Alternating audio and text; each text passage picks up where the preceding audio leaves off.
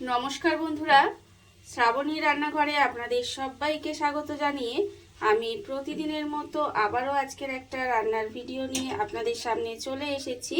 আজকের আমি আপনাদের মূলো আর পালং শাক দিয়ে একটা অসাধারণ রেসিপি বানিয়ে দেখাবো, যেটা কিন্তু গরম ভাত দিয়ে খেতে অসাধারণ লাগে। আশা করি আপনাদেরও ভালো লাগবে। আর এই ভিডিওটা দেখার আগে আপনারা প্লিজ একটা লাইক দেবেন, সুন্দর একটা কমেন্ট করবেন আর শেয়ার করতে ভুলবেন না।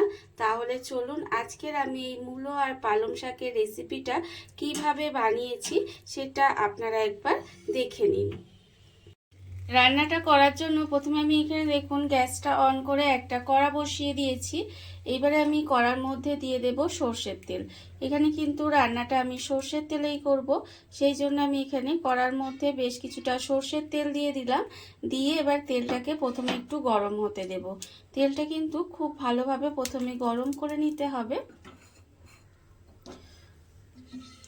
তেলটা আমি দেখুন এখানে প্রথমে খুব ভালোভাবে গরম করে নিচ্ছি। আর আমি প্রতিদিনের মতো আপনাদের একটা কথাই বলবো যে প্লিজ আমার ভিডিওটা আপনারা টেনে টেনে দেখবেন না, পুরো ভিডিওটা দেখুন, আশা করি আপনাদের ভালো লাগবে। দেখুন এখানে কিন্তু তেলটা গরম হয়ে গেছে। এইবারে আমি এখানে দিয়ে দেব কয়েকটা মটর ডালের বড়ি। আমি এখানে বাটিতে রেখে দিয়েছিলাম, সেই বড়িটা এখানে দিয়ে দিলাম।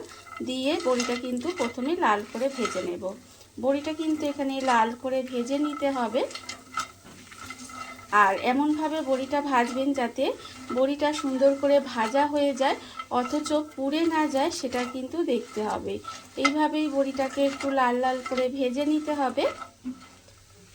বড়িটা আমার এখানে লাল করে ভাজা হয়ে গেছে। বড়ি কিন্তু এখানে লাল করে ভেজে নিয়েছি, আর এর থেকে বেশি কিন্তু ভাজবো না। এইবারে বড়িটাকে আলাদা করে তুলে রেখে দিতে হবে। বড়িটা কিন্তু এখানে আলাদা করে তুলে নেব। বড়িটা আমি আলাদা করে তুলে রেখে দিয়েছি। এইবারে ওই তেলের মধ্যে দিয়ে দেব প্রথমে দুটো শুকনো লঙ্কা। দুটো শুকনো লঙ্কাকে আমি মাঝখান থেকে একটু ভেঙে রেখেছি, সেই শুকনো লঙ্কাটা দিয়ে দিলাম। আর দেব আমি এখানে বেশ কিছুটা কালো জিরে। এবারে শুকনো লঙ্কা আর কালো জিরেটা ফোড়ন দিয়ে ফোড়নটাকে কিন্তু খুব ভালোভাবে একটু ভেজে নিতে হবে। এটা কিন্তু একটু লাল করে ভেজে নেব। আর আমার চ্যানেলে নতুন বন্ধু পুরনো বন্ধু সবাইকে বলছি আমার তরফ থেকে অনেক অনেক ভালোবাসা। নতুন বন্ধুদের বলছি যদি আমার চ্যানেলটা সাবস্ক্রাইব করেন তাহলে পাশে থাকা বেল বাটনটা অবশ্যই প্রেস করে দেবেন, যাতে আমি যখনই কোনো নিত্য নতুন ভিডিওগুলো আপলোড করি সবার প্রথমে আপনাদের কাছে নোটিফিকেশান চলে যায় এবং আপনারা আপনাদের সময় মতো দেখে নিতে পারেন।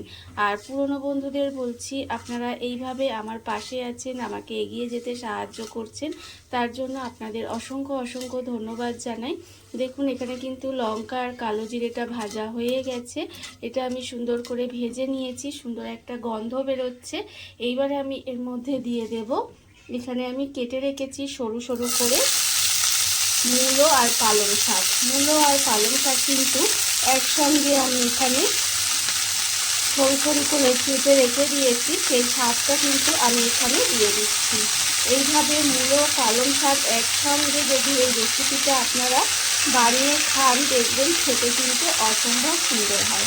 এবারে শাকটা দিয়ে আমি কিন্তু এইভাবে একটু উল্টিয়ে পাল্টিয়ে দেব। উল্টিয়ে পাল্টিয়ে কিন্তু গ্যাসটাকে লো করে দিয়ে একটু সময় এটা ঢাকা দিয়ে রান্না হতে দেব। তাহলে দেখবেন শাকটা কিন্তু অনেকটাই কমে যাবে। এইভাবে ঢাকা দিয়ে কিন্তু গ্যাসটাকে একেবারে লোতে দিয়ে এইভাবে একটু রান্না হতে দিতে হবে। ঢাকা দিয়ে আমি শাকটা বেশ কিছুক্ষণ এইভাবে একটু রান্না হতে দিয়েছিলাম। দেখুন এর ফলে কিন্তু শাকটা অনেকটাই নরম হয়ে গেছে, মানে অনেকটা কমেও গেছে। এইবারে এটাকে আমি উল্টিয়ে পাল্টিয়ে একটু নেব।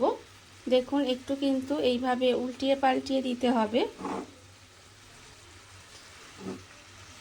উল্টিয়ে পাল্টিয়ে দিলে দেখবেন শাকটা কিন্তু আরও একটু কমে যাবে, কমে গিয়ে শাক থেকে কিন্তু অনেকটাই জলটা ছেড়ে দেবে, মানে অনেকটাই জলটা বেরিয়ে আসবে। এটাকে আমি একটু নেড়েচেড়ে উল্টিয়ে পাল্টিয়ে দিলাম, দিয়ে আবারও একটু ঢাকা দিয়ে দেব। এখন কিন্তু নুনটা দেব না, তার কারণ শাকটা আরেকটু কমে যাক তারপরে নুন দেব, তার কারণ নুনের আন্দাজটা না হলে বোঝা যাবে না, আর তখন শাকটা যদি নুন হয়ে যায় তখন কিন্তু খেতে ভালো লাগবে না। তাই এইভাবে ঢাকা দিয়ে আরেকটু সময় এটা রান্না হতে দেব। ঢাকা দিয়ে আমি এটাকে আরও কিছুটা সময় এইভাবে একটু রান্না হতে দিয়েছিলাম। দেখুন এর ফলে কিন্তু আরও একটু শাকটা নরম হয়ে গেছে, আর শাক থেকে দেখুন কতটা পরিমাণে জলটা কিন্তু বেরিয়েছে। এবারে দেখুন এটাকে আর একটু উল্টিয়ে পাল্টিয়ে নেব। উল্টিয়ে পাল্টিয়ে কিন্তু আরেকটু সময় এটাকে রান্না করে নিতে হবে। আর এই সময় আমি এর মধ্যে এবার নুনটা দিয়ে দেব। আন্দাজ মতো নুন দিয়ে দিলাম, আর দেব এখানে একটু চিনি। চিনিটা কিন্তু অবশ্যই দিতে হবে, তাহলেই কিন্তু খেতে ভালো লাগবে। না হলে এখানে মূলো আর পালং শাক দেওয়া আছে, একটু মিষ্টি না দিলে এই যে শাকটা আজকে ভাজা করছি এটা কিন্তু খেতে ভালো লাগবে না। এবারে নুন চিনিটা এই সময় দিতে হবে, যাতে শাকের সাথে খুব ভালোভাবে মিশে যায় এবং খেতেও ভালো লাগে। দেখুন এইভাবেই কিন্তু আরেকটু সময় এটা মিশিয়ে নেব। মিশিয়ে নিয়ে এইবারে এর মধ্যে দিয়ে দেব আমি এখানে কাঁচা লঙ্কা। দুটো কাঁচা লঙ্কা দিয়ে দিলাম। দিয়ে এটাকে আবারও একটু ঢাকা দিয়ে রান্নাটা হতে দেব, যাতে শাকটা খুব ভালোভাবে সেদ্ধ হয়ে নরম হয়ে যায় এবং আরেকটু রান্না হয়ে যায়।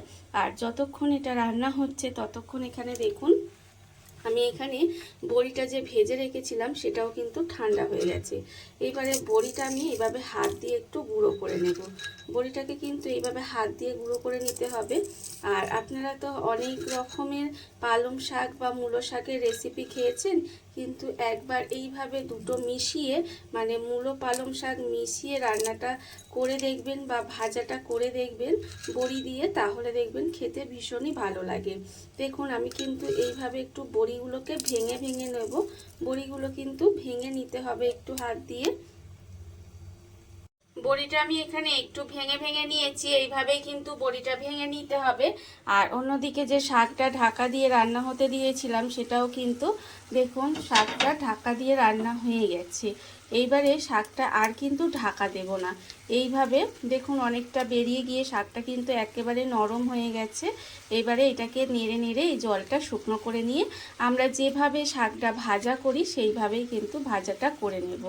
আর এই জলটা শুকনো করা পর্যন্ত কিন্তু অপেক্ষা করতে হবে একটু সময়। এটাকে এইভাবে নেড়ে নেড়েই শুকনোটা করে নিতে হবে। শাকটা কিন্তু আবারও কিছুটা সময় এইভাবে একটু রান্না করে নিয়েছি, আর কিন্তু ঢাকা দিইনি। এইভাবে রান্না করার ফলে দেখুন এই জলটা যে সেটা কিন্তু অনেকটাই শুকিয়ে শুকিয়ে এসেছে, শুকিয়ে একদম ভাজা ভাজা হয়ে এসেছে শাকটা।